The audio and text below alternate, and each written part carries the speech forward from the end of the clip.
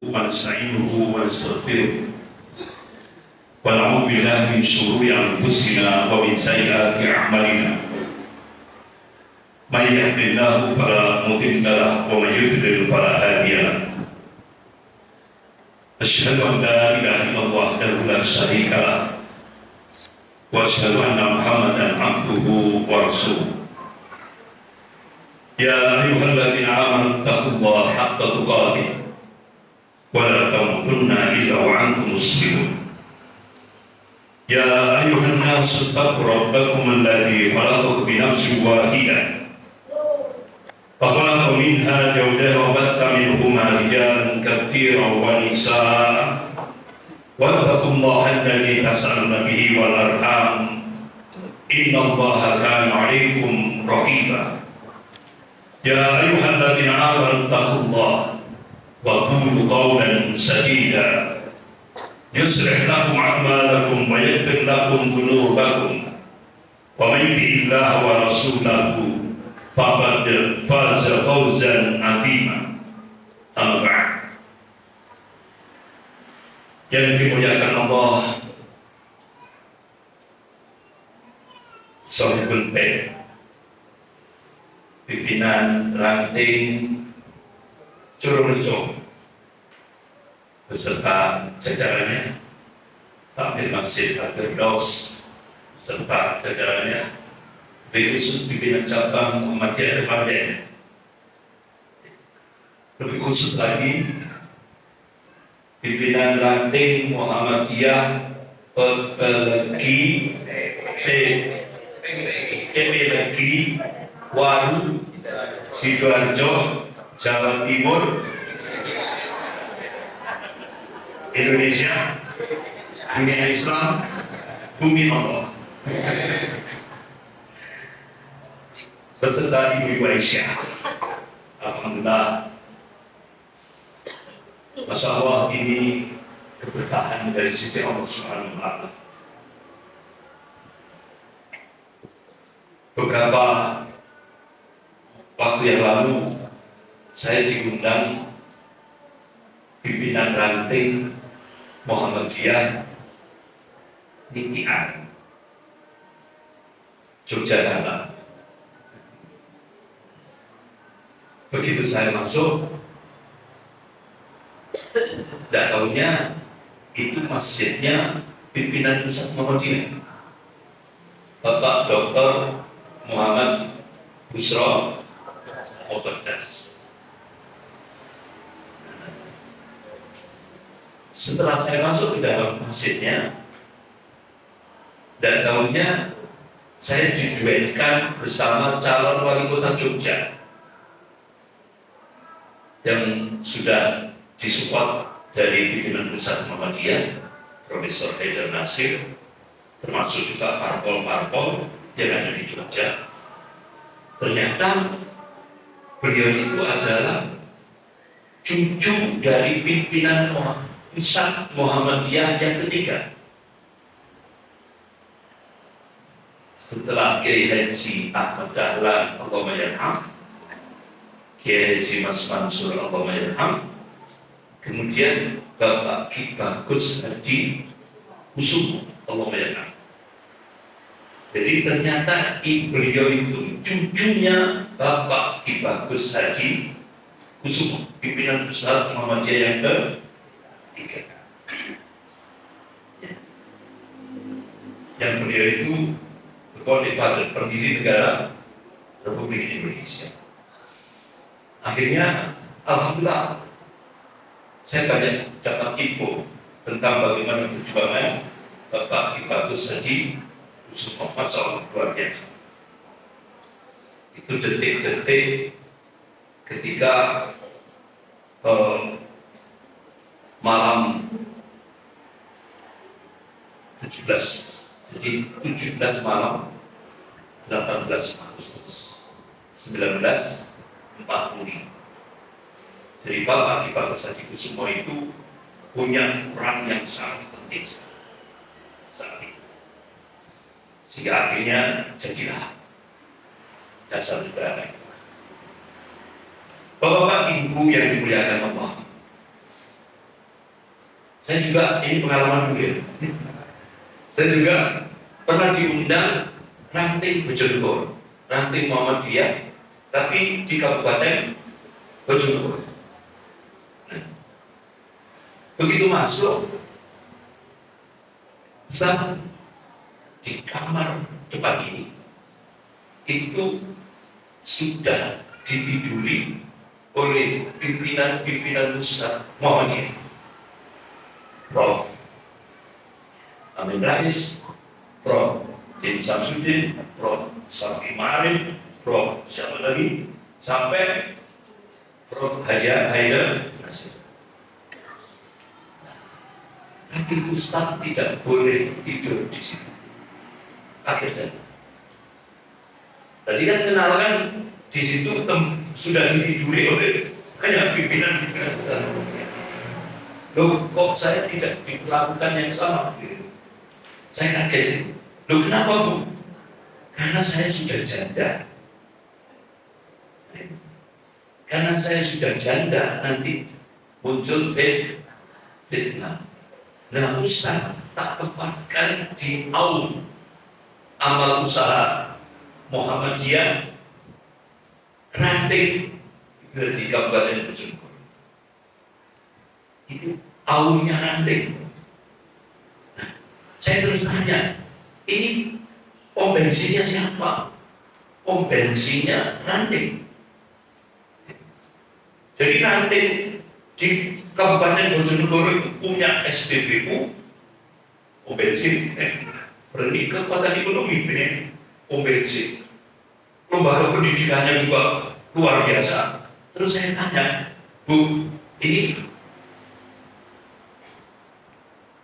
keramiknya ini berapa untuk di masjid itu? Baru selesai. Berapa Bu? 3M. Jadi keramik masjidnya dari 3M. Itu ranting. Habis itu, saya tuh ditidurkan di mana Bu? Dan ini ada lagi amal usaha ranting. Apa? Sekolah Tinggi Informatika, IT. Jadi itu pabrik, kalau biasa pabrik gula atau pabrik rokok gitu, itu dibeli, dirubah jadi sekolah tinggi ilmu informatika. Nah, Ustaz tidur di sini. Begitu saya buka, Bu, ini bukan kamar ini Bu, ini hotel berbintang 5. Kaget Pak. Jadi beliau itu membangun kamar ustaz-ustaz yang dari luar. Itu seperti hotel bintang 5. Kaget. Jadi makanya saya nggak boleh tidur di kamar yang sudah ditempati oleh pimpinan pusat Muhammadiyah yang lalu.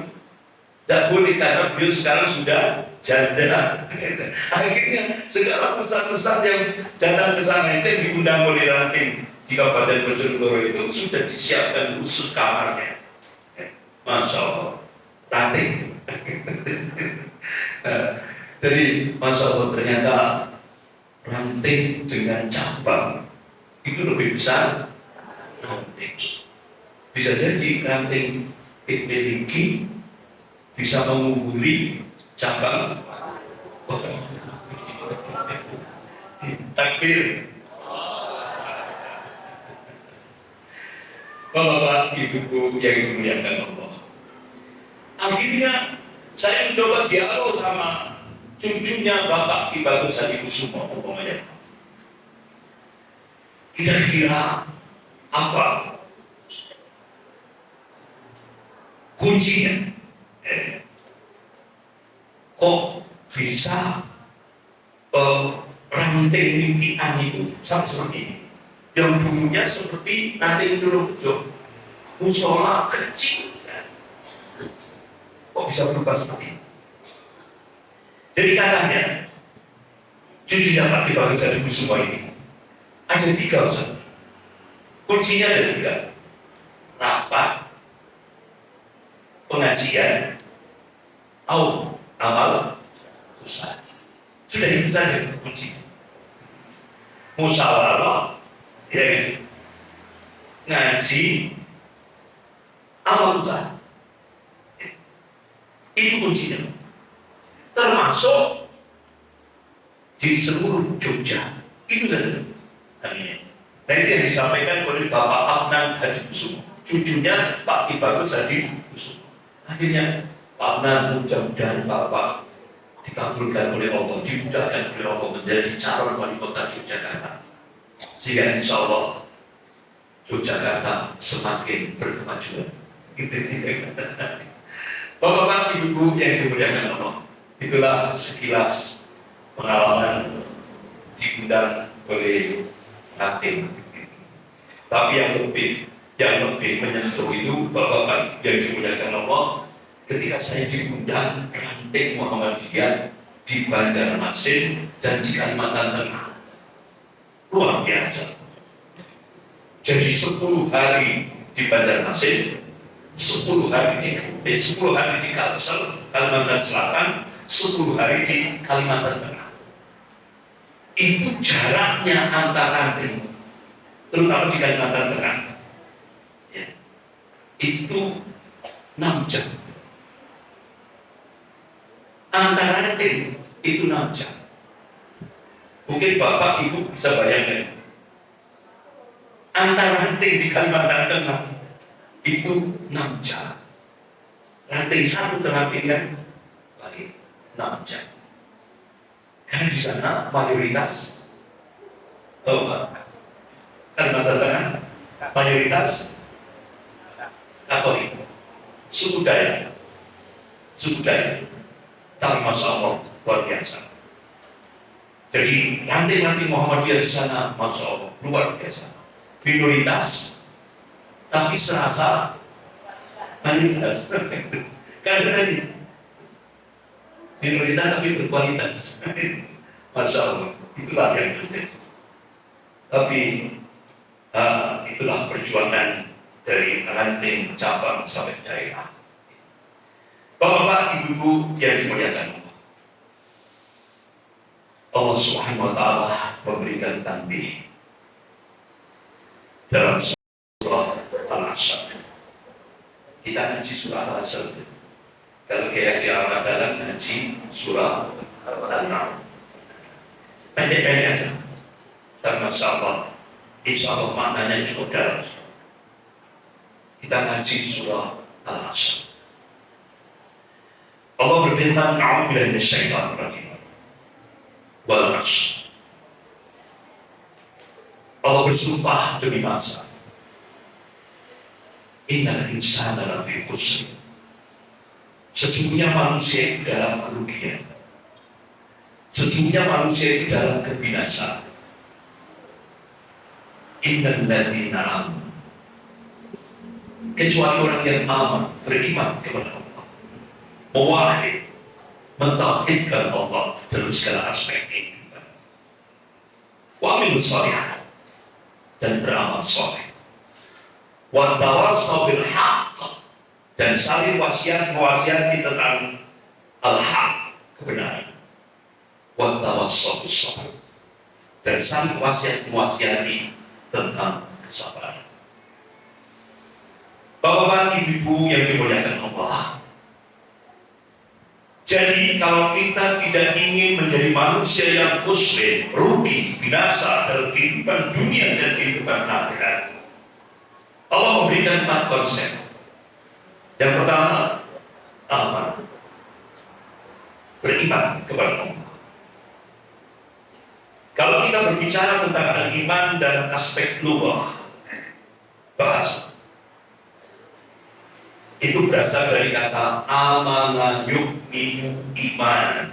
Isim fa'ilnya mukmin. Para ahli lughah sepakat memakai al-iman tasdid, pembenaran. Kalau ulama-ulama ahli sunnah mengatakan tasdid bil qalbi wa qaulu bil lisan wa amal bil aql. Dari sisi lughah, iman itu pembenaran di dalam hati, diucapkan secara lisan dan diaplikasikan dalam amal-amal perbuatan. Tapi bagaimana al-iman ditinjau dari sisi syarat? Ini asbabul wurudnya. Satu saat Rasulullah berada di tengah-tengah sahabat. Tiba-tiba ada seseorang yang tidak diketahui dari mana asalnya. Tiba-tiba datang, langsung duduk bersila, mendekatkan kedua lututnya dengan kedua lutut Rasulullah SAW. Langsung ditanya tentang iman kepada Rasulullah. Rasulullah memberikan jawaban, qala antum minuna billah, beriman kepada Allah, wal malaikatihi, beriman pada para malaikatnya, wal kitabihi, beriman pada kitab-kitabnya, wal rasulihi, beriman pada para rasulnya, wal yaumil akhir, dan beriman pada yaumil akhir, wal qadar kullihi khairihi wasyarrihi, dan beriman pada takdir Allah. Semuanya, baik takdir yang baik maupun takdir yang jelek. Habis itu dia keluar. Terus akhirnya para sahabat tanya, ya Rasulullah, siapa beliau tadi? Wahai sahabatku, beliau adalah malaikat Jibril. Beliau tanya tentang al-iman. Jadi al-iman dari sisi syarat ini tadi. Rukun iman yang nafsu. Dan sekarang pertanyaannya, bapak-bapak ibu yang dimuliakan Allah, iman yang bagaimana yang dikehendaki oleh Allah Subhanahu wa Ta'ala? Iman yang bagaimana yang dikehendaki oleh Allah Subhanahu wa Ta'ala? Kalau kita kembalikan kepada pendiri Perserikatan Muhammadiyah, yaitu Kiai Haji Ahmad Dahlan, Allah menyerah. Iman yang tidak terkontaminasi, tidak bercampur dengan TBC,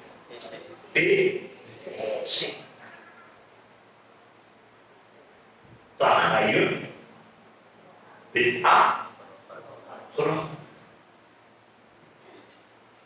Makanya Kiai Haji Ahmad Dahlan, Allah menyerah, mengawali dakwahnya itu dengan gerakan pengkisan TBC, takhayul, bid'ah, khurafat. Takhayul, bid'ah, khurafat. Sini deh, sama sini.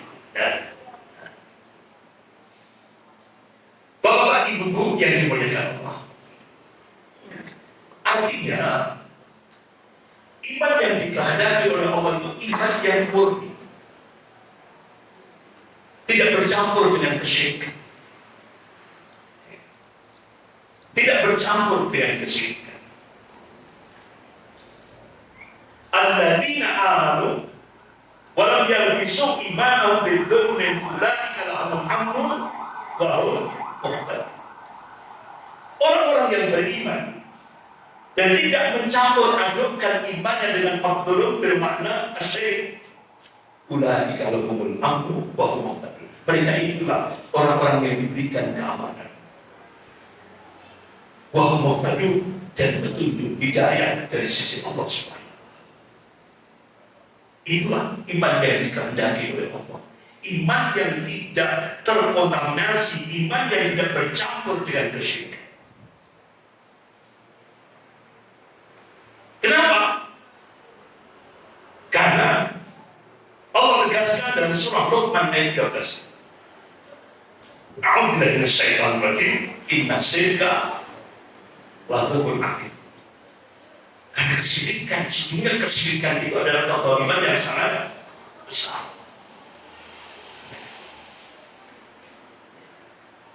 Bahkan sampai Allah tegaskan dalam surah An-Nisa ayat 48. A'udzubillahi minasyaitonir rajim. Innallaha la yaghfiru an yushraka bihi wa yaghfiru ma duna dzalika liman yasha wa man yusyrik billah faqad iftara itsman 'aziman. Sesungguhnya Allah tidak mengampuni dosa syirik, dan Allah mengampuni dosa selain syirik bagi yang dikehendakinya. Wa man yusyrik billah faqad iftara itsman 'aziman. Barang siapa yang berbuat syirik, maka dia telah melakukan dosa besar yang paling besar. Bapak-bapak ibu yang dimuliakan Allah. Pada suatu saat Rasulullah duduk bersama sahabatnya Abu Bakar Siddiq radhiyallahu anhu. Rasulullah memberikan wasiat. Ala unabbiukum bi akbaril kabair.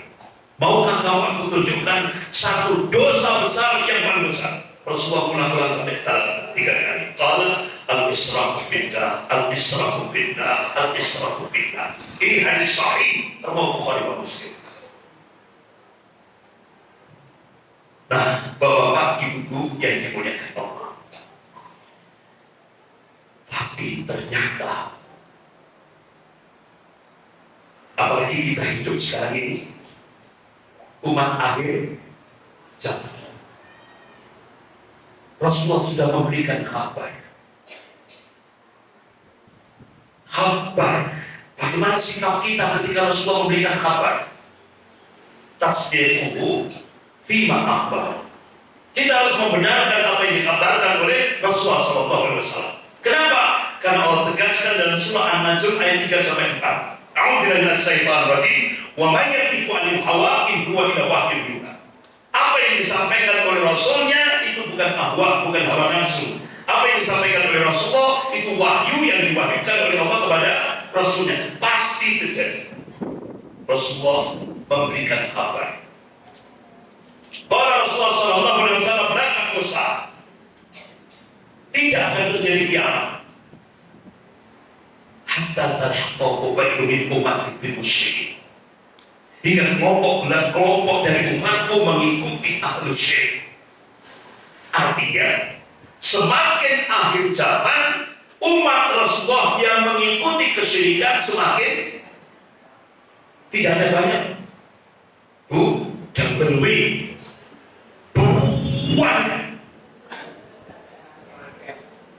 wakil.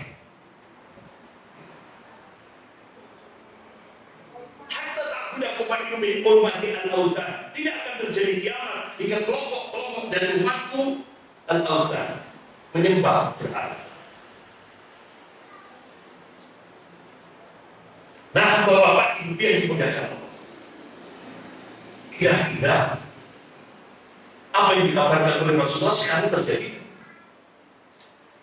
Semakin banyak dan umat Islam mengikuti kesyirikan. Semakin. Contoh, bahasanya elegan sekarang, Pak. Umat Islam diharapkan mendukung kearifan budaya lokal. Kira-kira sudah nyampe teknologi kearifan budaya lokal?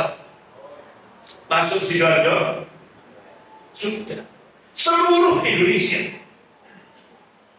Kira-kira siapa yang mempelopori sampai dimunculkan di seluruh wilayah Indonesia kearifan budaya lokal? Ternyata setelah saya telisik, sampai saya jadikan tesis Harkatus Suhil di Indonesia, gerakan Zionis Yahudi internasional di Indonesia. Alhamdulillah, tesis yang saya ajukan langsung diuji oleh Profesor Thohir, pimpinan wilayah Muhammadiyah, sama lulusan dari Pakistan, doktor ada 3 penguji. Alhamdulillah, langsung dapat nilai komla. Jadi ternyata setelah saya telisik siapa promotornya, itu adalah Leap for All Foundation. Itu pusatnya di Jakarta. Kalau bapak ibu buka webnya Leap for All Foundation, itu mereka bercita-cita untuk menghancurkan Muslim yang kafir.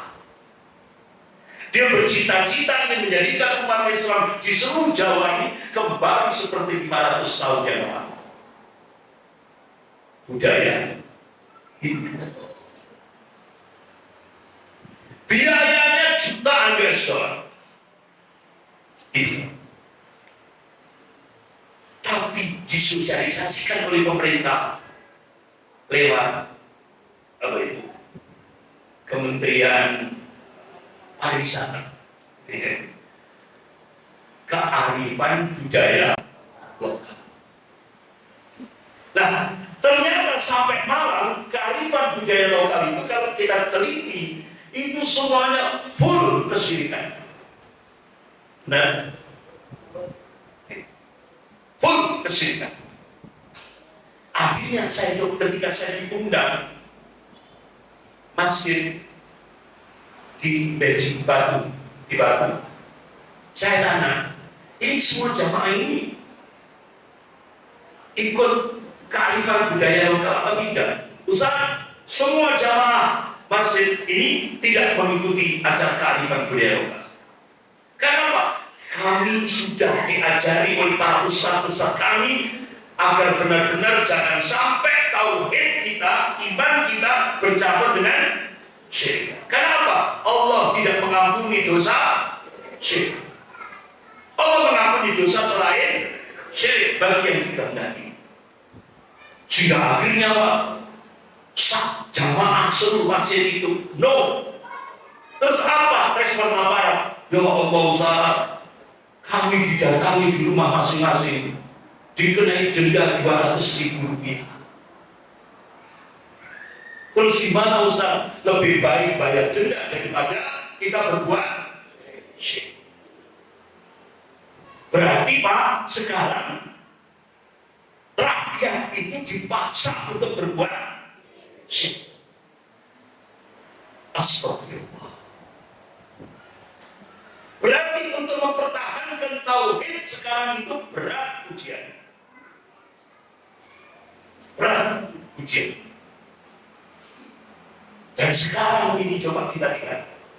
Contoh, tidak hanya acara bersih desa, sedekah bumi, terus apa lagi itu? Larung laut, ya Allah, luar biasa. Kalau di pantai selatan, di Malang Selatan itu kan ada acara larung laut. Itu sampai masyarakat itu menggambarkan kalau pantai selatan itu ada apa itu? Nyai Roro Kidul. Sampai akhirnya Nyai Roro Kidul itu Pak digambar-gambarkan wanita cantik sekali, gitu ya. Habis itu dia kendaraannya kereta kencana, gitu. Tapi terus saya tanya, loh terus apa yang dipersembahkan kepada Nyai Roro Kidul, kepala kerbau? Apa tidak jijik seperti itu? Masuk akal nggak kira-kira? Wanita cantik tapi disuruh makan kepala kerbau? Tidak masuk akal. Jadi kalau orang berbuat syirik itu akalnya lepas, akalnya hilang. Sama saja seperti yang di Jawa Tengah. Sampai kebo bule diberi nama Kiai Selamat. Tujuannya apa? Nunggu kotorannya. Jadi kalau sudah kotorannya keluar, rebutan. Kenapa? Itu dianggap ada barokah. Ini akalnya hilang. Coba timing kebo tiga rebutan. Ini kalau kita tanya, loh, antum itu sekolah enggak? Loh, saya sarjana loh. Sarjana, tapi rebutan kayak kebo. Sudah hilang akal. Jadi syirik itu luar biasa. Makanya setan itu setan itu pintu pertama ngajak berbuat syirik. Ngajak berbuat syirik. Nah sekarang ini syirik itu jangan terus ada syirik itu dianggap syirik gaya lama. Kadang-kadang itu kita kadang-kadang nganggapnya kan syirik gaya lama, model kedukun, jimat, kuburan keramat, terus apa lagi? Ya pokok seperti itulah, ya kan? Keyakinan yang macam-macam itu, ya kan? Itu kan syirik gaya lama. Ada syirik gaya baru. Syirik gaya baru itu medianya canggih, pakai HP. Itu di Indonesia, Masya Allah, Subhanallah, rame tahun 2005. Jadi tren itu di Indonesia tahun 2005 itu apa? Ketekrek primbon, ketekrek Joko Dodo, ketekrek Aura, ketekrek Mama Loren. Sampai akhirnya Mama Loren langsung ngeramal tanggal 12 bulan 12 jam 12 tahun 2012 akan terjadi kiamat. Geger kabeh. Sampai akhirnya orang Sumatera, orang Sulawesi, orang Kalimantan, didol kabeh. Pindah ke Kasembon. Di daerah Wisata TV, ya kan? Kasembon. Pindah rono kabeh pindah rono. Coba lah. Ini di sana ada seorang kiai yaitu nampung, syaratnya harus bawa ikan asin sama beras. Banyak omah didol kabeh sing di Sumatera didol, Sulawesi didol, Kalimantan pindah ke Kasembon kabeh. Ditanya, "Iki kok akeh ikan asin karo beras untuk persiapan kiamat?" Loh, habis itu apa? Terus ditanya, "Loh, kalau kiamat itu, kalau kiamat terjadi, kira-kira Kasembon katut enggak?" Iya katut. Dulu coba untuk apa rumahnya dijual? Nyampe situ Bambung, Pak. Coba lah, rumahnya dijual goro-goro akan terjadi ya. Sampai saiki, sampai akhirnya sing Rama mati dhisik. Mama Loren mati duluan. Ya Allah. Inna lillahi wa inna ilaihi raji'un. Ini jadi sekarang ini orang gampang katut. Dulu pernah di Jombang itu saya punya anak kecil itu. Oh nari, nari oleh batu ke langit. Wah kirisan. Jawa Timur geger pada berangkat ke Jombang. Akhirnya mau nari. Sampai digendong, Pak. Setiap ada apa air dicelupno batu di situ langit ini. Ya kan? Padahal Onari sendiri yang bingung. Orang sokok itu loh kok dipercaya. Nah saya ini muncul lagi di Dampit, namanya Gufron. Ini yang dipercaya lagi. Dia ngaku saya dapat warisan dari Nabi Sulaiman alaihissalam. Apa?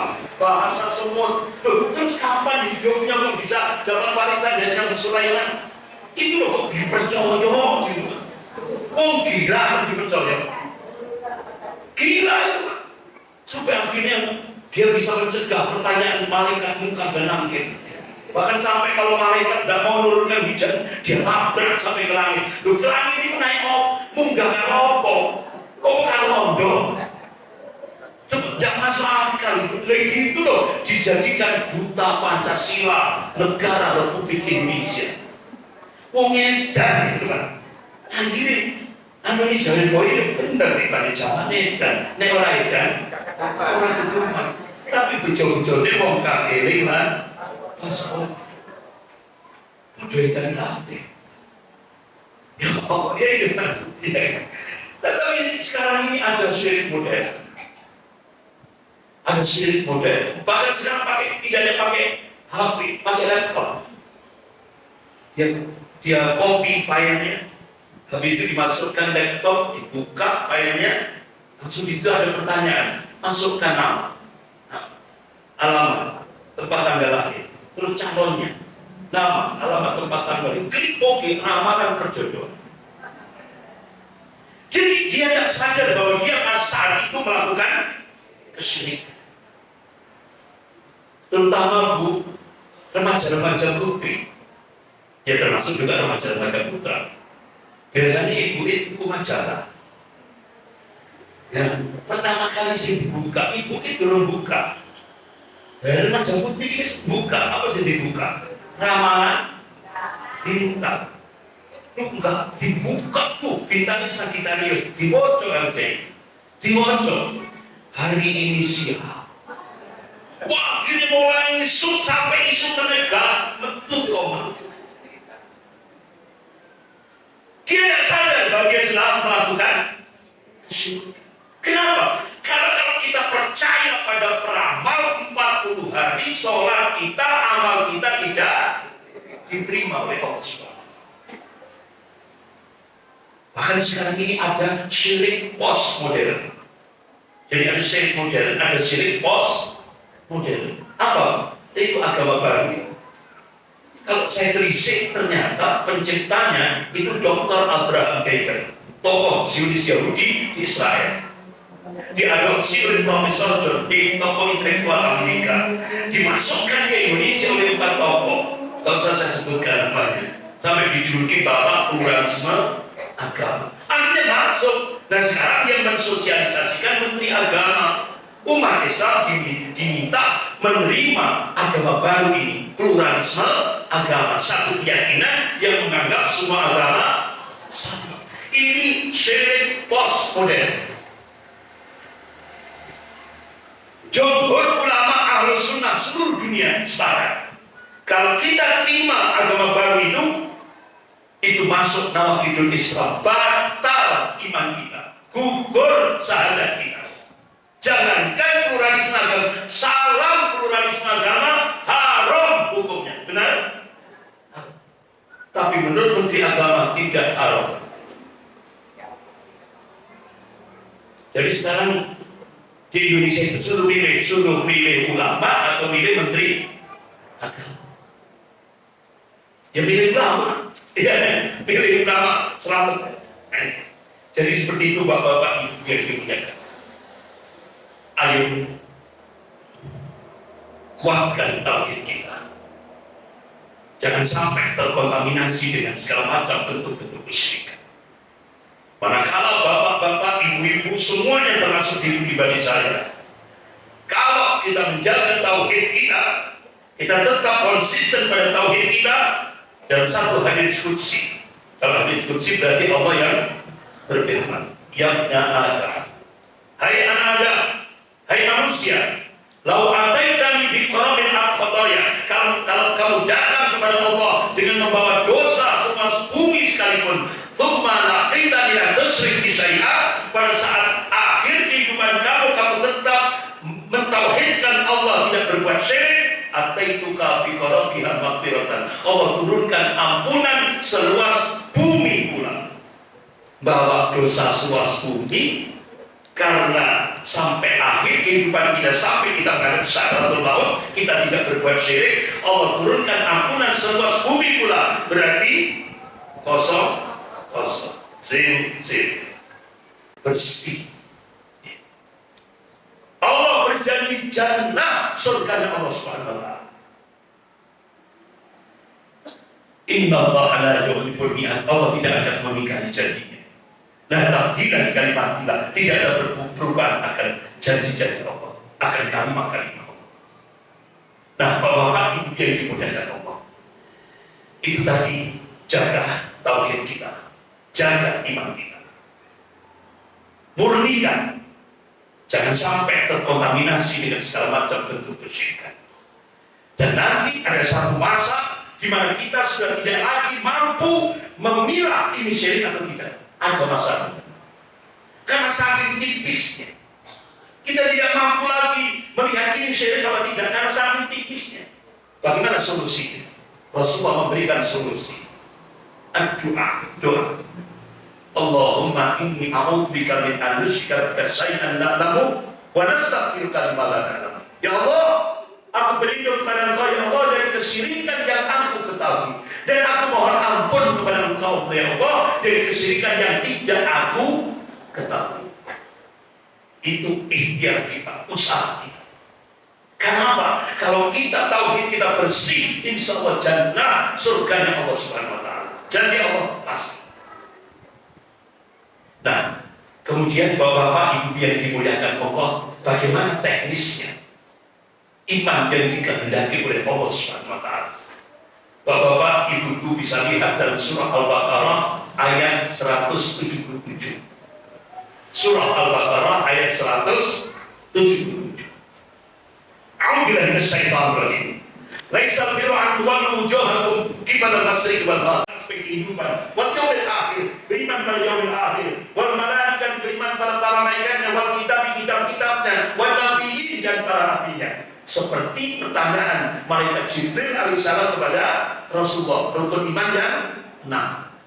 Setelah itu Allah berikan berikan arahan. Wa atal mala ala hubbihi, berikan harta yang kamu cintai. Bukan yang gak kagul. Berikan harta yang kamu cintai. Kepada siapa? Dzawil qurba, kepada kerabat, wal yatama, kepada anak-anak yatim, wal masakin, kepada orang-orang miskin, wabna sabil, kepada ibnu sabil yang kehabisan bekal di tengah perjalanan, wasaili, pada orang yang meminta-minta, wabirqa, kepada hamba sahaya. Inilah yang disebut dengan ibadah ghairu mahdhah, ibadah sosial, hubungan horizontal, hablum minan nas. Sampai Rasulullah memberikan motivasi. Qala Rasulullah sallallahu alaihi wasallam, "Innama yansurullahu fi hadhil ummah bidha'ifiha." Sesungguhnya Allah akan menurunkan pertolongan di tengah-tengah umat ini lewat orang-orang yang dhaif, orang-orang yang lemah. Kenapa? Kata Rasulullah, di sana ada power, ada al-quwah, ada kekuatan. Apa? Bidakwatihim, doa-doa mereka tidak ada hijab, mudah diijabahi oleh Allah. Wassalatihim, salat-salat mereka, wa ikhlasin, keikhlasan mereka. Makanya kalau Rasulullah dicari oleh para sahabatnya, Rasulullah seringkali berada di tengah-tengah kaum fuqara masakin, anak-anak yatim, orang-orang yang tersisih dalam kehidupan ini, kaum du'afa, kaum mustad'afin. Bahkan Rasulullah memberikan semangat kepada umatnya. Qala Rasulullah sallallahu alaihi wasallam, "Innama tursarun wa turzaquna bi du'afaikum." Kamu akan memperoleh kejayaan, kamu akan memperoleh kemenangan, kamu akan memperoleh kesuksesan berkat jasa kaum du'afa di antara kalian. Itu.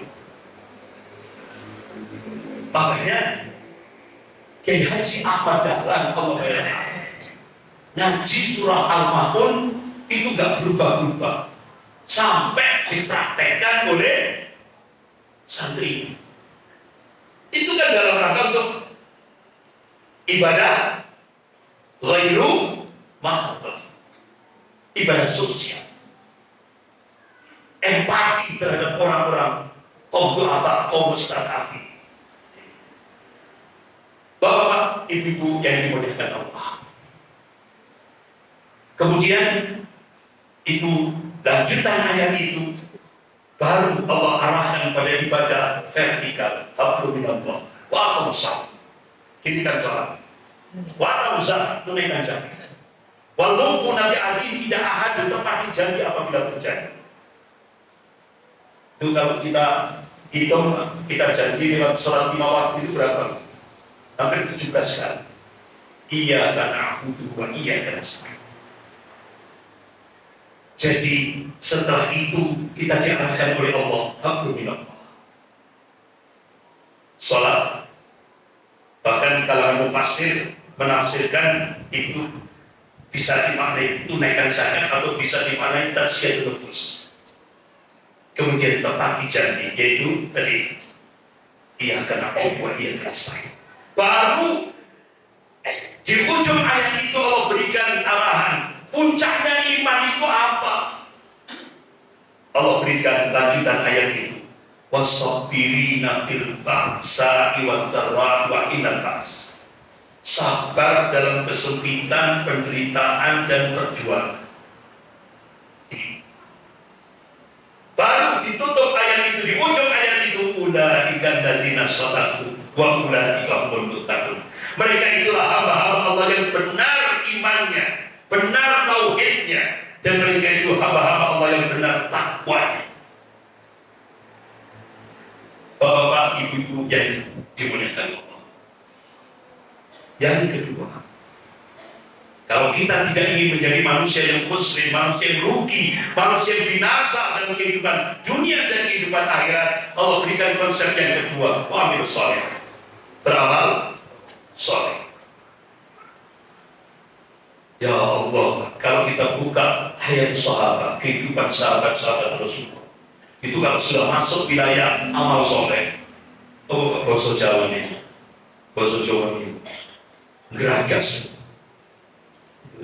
geragas, paham ya? Geragas. Kalau bahasa Indonesia agresif, Jadi kalau sahabat-sahabat Rasulullah itu kalau sudah masuk wilayah amal soleh itu agresif sekali. Pernah satu saat Abdullah bin Mas'ud radhiyallahu anhu datang kepada Rasulullah, ya Rasulullah, ayul amal ahabbu ilallah.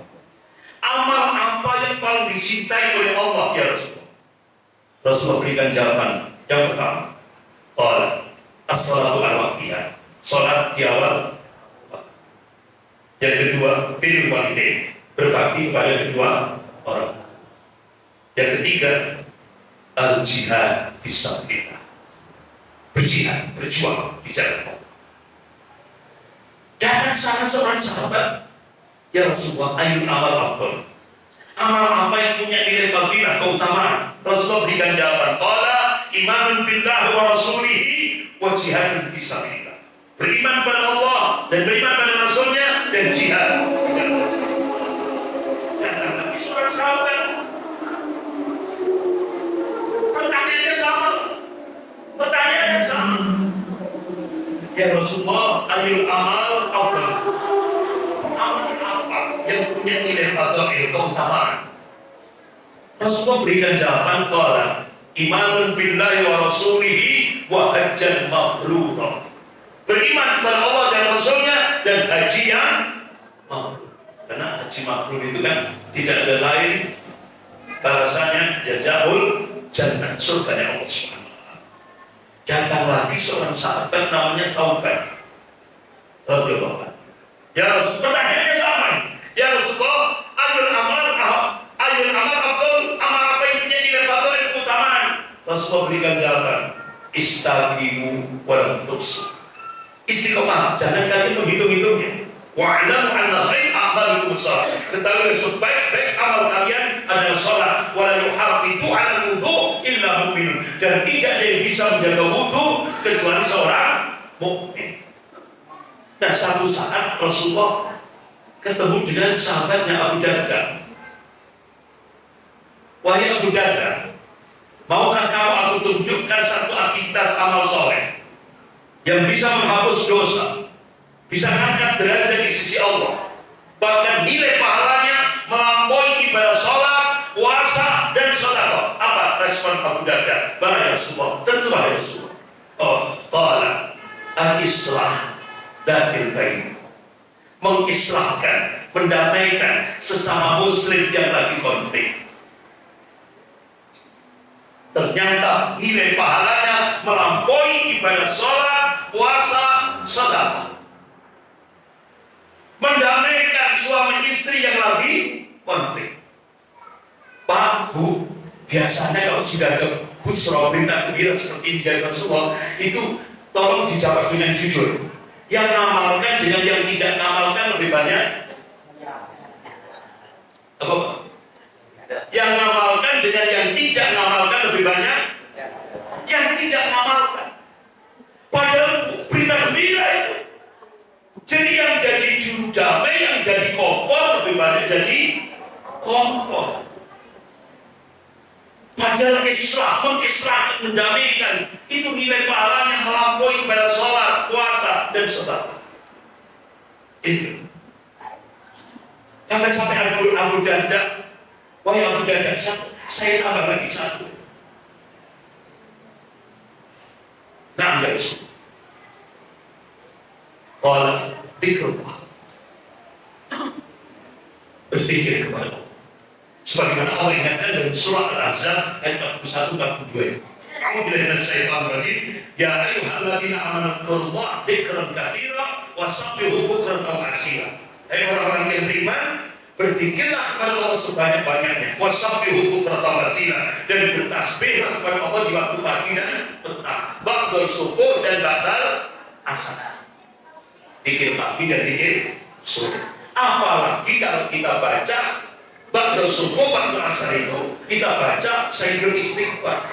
Allahumma anta rabbi la ilaha illa anta khalaqtani wa ana 'abduka wa ana wa wa'dika mastata' a'udzu bika min syarri ma sana'tu abu laka bi nikmatika alayya wa abu bi dhanbi faghfirli fa innahu la yaghfiru dzunuba illa anta. Rasulullah mengabarkan manakala kita baca asar Sayyidul Istighfar ba'dal subuh, siang hari kematian menjemput kita. Rasulullah mengabarkan jannah, surganya Allah Subhanahu wa taala. Manakala kita baca Sayyidul Istighfar ba'dal asar, malam hari kematian menjemput kita, Rasulullah mengabarkan jannah, surganya Allah Subhanahu wa taala. Itu hadis sahih Bukhari. Dan saya tanya, Bu, kadang-kadang alasan ayat yang seringkali yang dihafal itu karena alasan gitu, Ustaz. Yang sering kali dihafal itu ayatnya apa? Laliyun, lali. Padahal fadilahnya besar. Kita baca ba'da subuh, siang hari mati, jannah, surganya Allah. Kita baca ba'da asar Sayyidul Istighfar, malam hari kematian menjemput kita, jannah. Tapi kadang-kadang Pak Ustaz lali kan, lupa. Bapak-bapak, ibu-ibu yang dimuliakan. Nah, konsep yang ketiga, kalau kita tidak ingin menjadi manusia yang rugi dalam kehidupan dunia dan kehidupan akhirat, Allah berikan konsep yang ketiga, tawasau bil haq, saling wasiat-wasiati tentang hak kebenaran. Apa wujud konkretnya? Seperti perjuangan moto Muhammadiyah, amar ma'ruf nahi munkar. Ini sampai dalam tataran teknis Rasulullah memberikan arahan. Qala Rasulullah sallallahu alaihi wasallam, man ra'a minkum munkaran falyughayyirhu, fa illam yastati' fa bi lisanihi, fa illam yastati' fa bi qalbihi, wa dzalika al-afdal. Ini hadis sahih riwayat Muslim. Kalau ada kemungkaran di depan hendaklah berubah dengan tangan. Bisa ditafsir dengan kekuasaan, jabatan, pangkat, kedudukan. Kalau tidak mampu dengan lisan. Kalau tidak mampu terakhir dengan doa munajat kepada Allah. Itu selemah-lemahnya iman. Kenapa amar ma'ruf nahi munkar itu jadi benar-benar jadi jargon perserikatan Muhammadiyah? Karena nilainya Masya Allah luar biasa. Dalam satu hadis sahih Rasulullah bersabda, qala Rasulullah sallallahu alaihi wasallam, "Barittamiru bil ma'ruf wa tanhauna 'anil munkar." Bahkan kalian harus tetap ngajak-ngajak untuk berbuat yang baik dan berbuat yang mencegah dari perbuatan munkar. Hatta idza ra'aitum su'an muta'an, hingga kebakilan sudah ditaati. Bahkan itu sudah jadi fenomena di tengah masyarakat kita.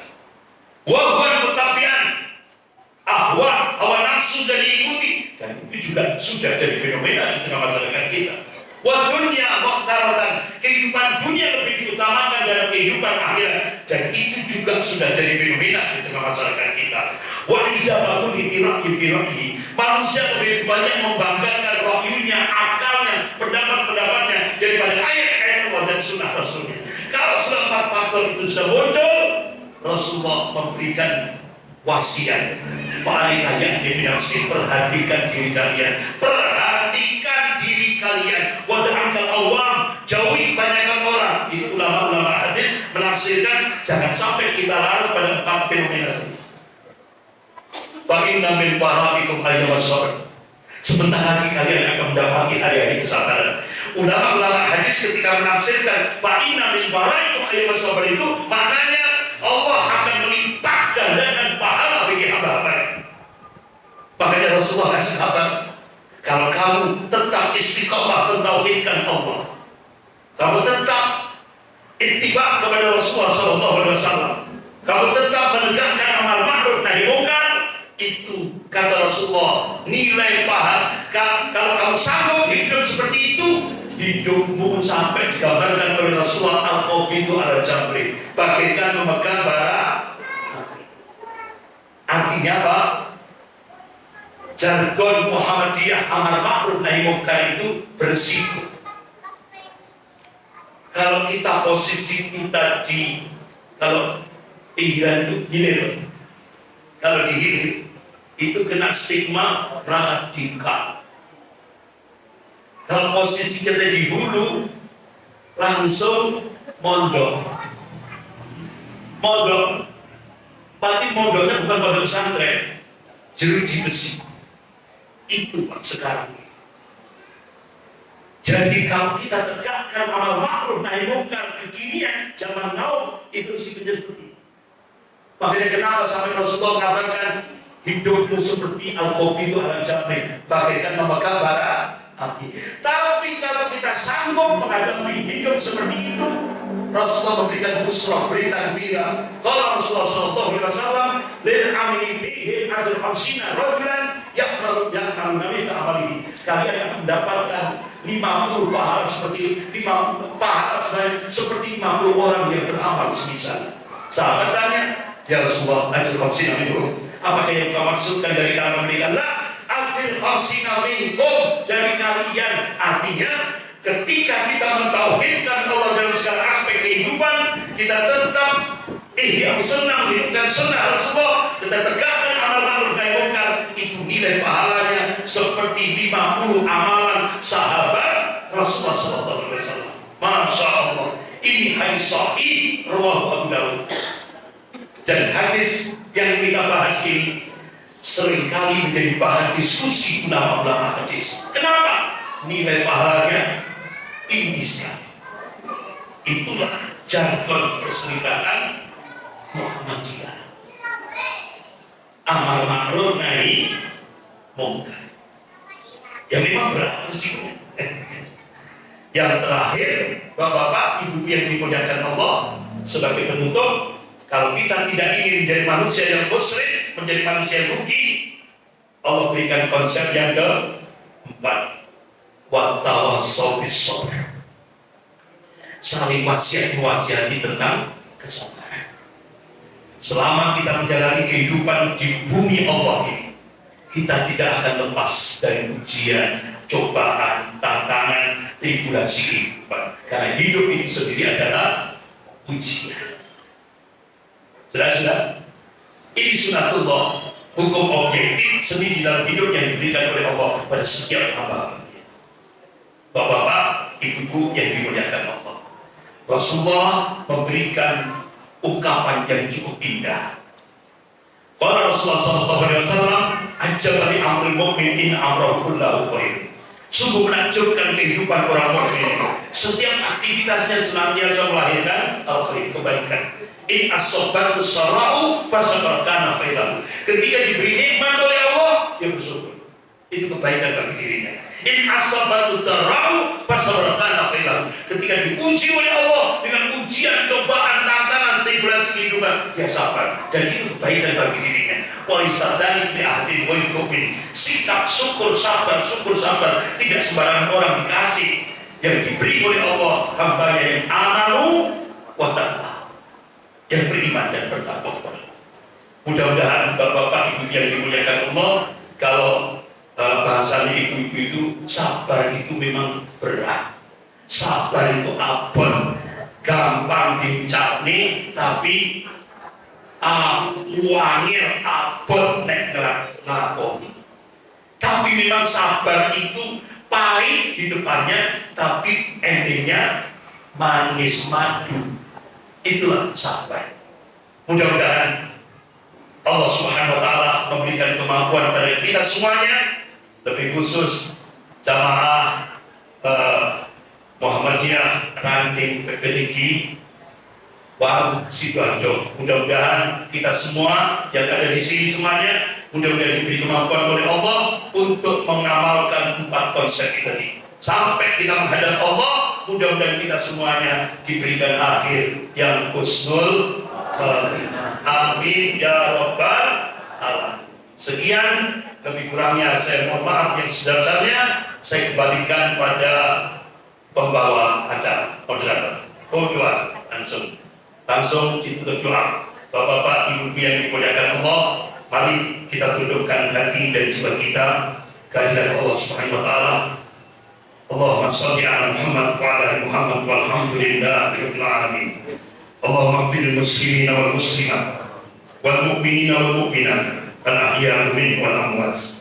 Rabbi ja'alna muqimas salati min dzurriyyati rabbana wa taqabbal du'a.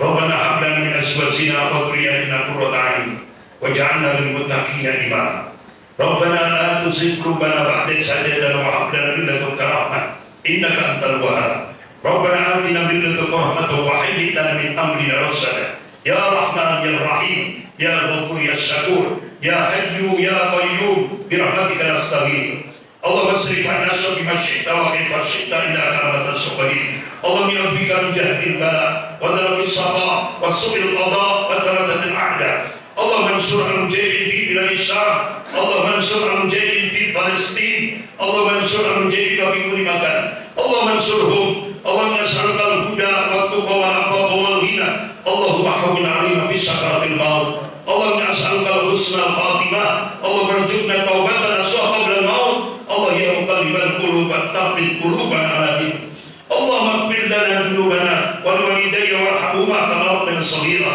اللهم نعم نشتكى شيئا نعلمه ونستغفرك لما لا نعلمه ربنا آتنا في الدنيا حسنة وفي الآخرة حسنة وقنا عذاب النار سبحان ربك رب العزة عما يصفون والسلام على المرسلين والحمد لله رب العالمين.